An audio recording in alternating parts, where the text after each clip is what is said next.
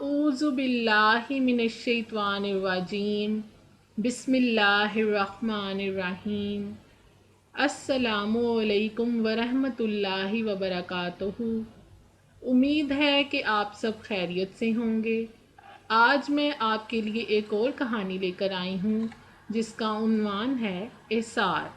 اعصار کا مطلب ہوتا ہے قربانی۔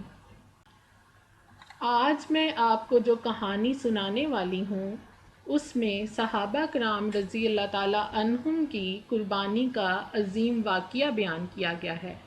اب اپنی کہانی کا آغاز کرتے ہیں۔ ایک غزوہ میں حضرت اکرمہ رضی اللہ تعالیٰ عنہ بن ابو جہل، حضرت حارث بن ہشام رضی اللہ تعالیٰ عنہ اور حضرت سہیل بن عمر رضی اللہ تعالیٰ عنہ زخمی ہوئے۔ تینوں جان کنی کی حالت میں تھے، یعنی کہ فوت ہونے کے قریب تھے، اور شدید پیاس محسوس کر رہے تھے۔ ایسی حالت میں ایک شخص حضرت اکرمہ رضی اللہ تعالیٰ عنہ کے لیے پانی لایا۔ ظاہر ہے کہ ایسے نازک وقت میں پانی کے چند قطرات ان کے لیے کتنی بڑی قیمتی چیز تھی۔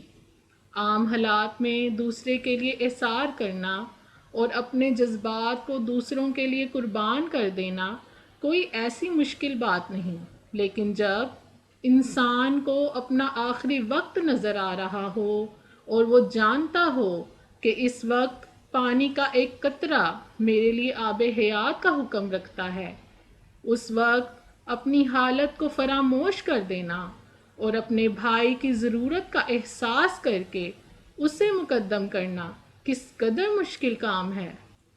اس کا اندازہ ہر شخص بآسانی لگا سکتا ہے، لیکن لاکھوں لاکھ درود ہوں اس مقدس وجود پر جس نے عرب کے وحشیوں میں جو ایک دوسرے کے خون کے پیاسے تھے ایسا انقلاب عظیم پیدا کر دیا کہ وہ اپنے بھائی کی ضرورت کو دیکھ کر اپنی حالت کو بالکل ہی بھول جاتے تھے۔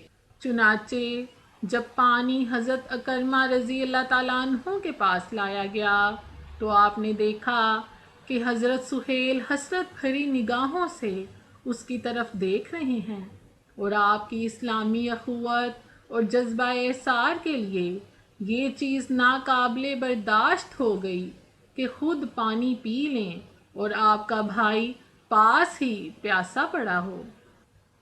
چنانچہ فرمایا کہ پہلے ان کو پلاؤ۔